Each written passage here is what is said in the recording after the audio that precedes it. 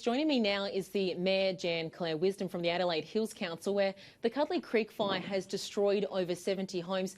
Jan, firstly, thank you so much for joining me. What are the conditions like on the ground at the moment?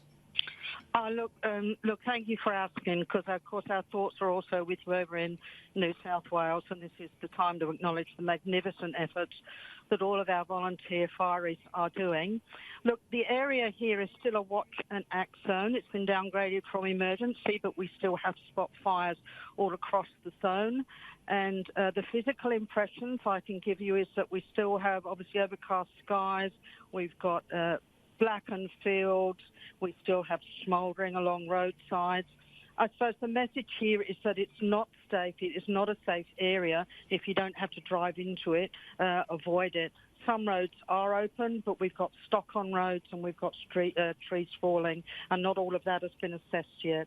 So it's still an active fire ground and not safe, although downgraded.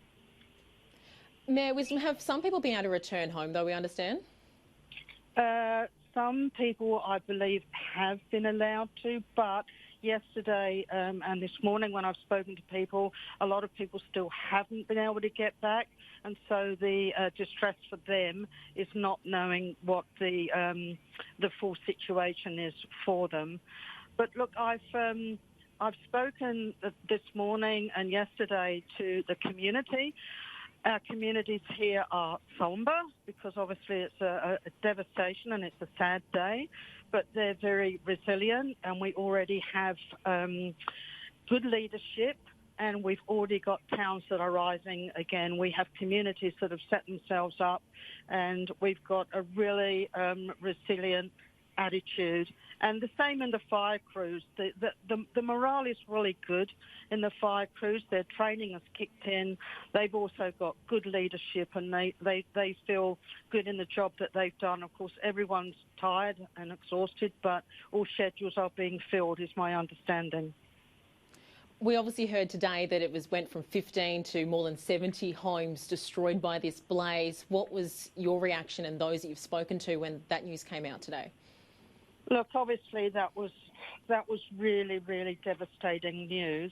But of course, nobody really knew until the CFS had gone in, done the asset assessment, and come back out. And that's where we're getting those numbers from. So, but I did have conversations yesterday with people, and there were a lot.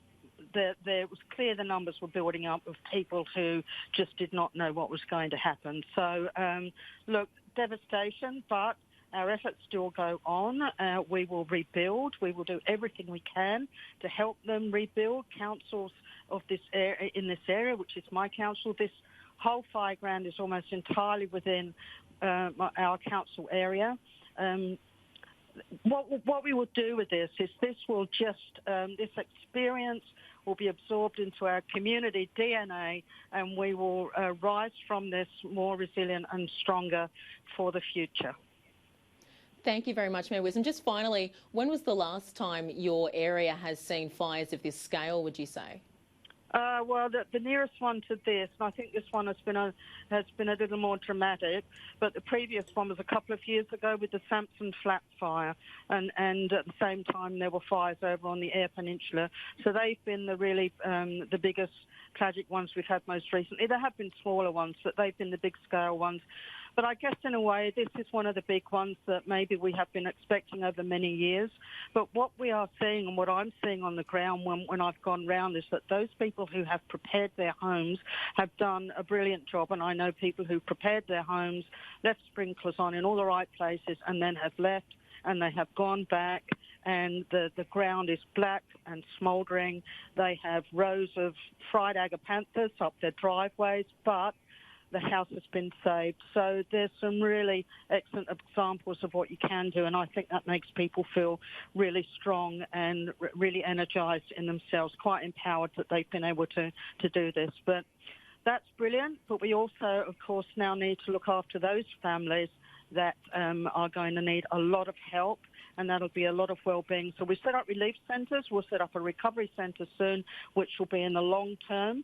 And look, if anyone wants to volunteer, they can go on to SANT Volunteering and offer there.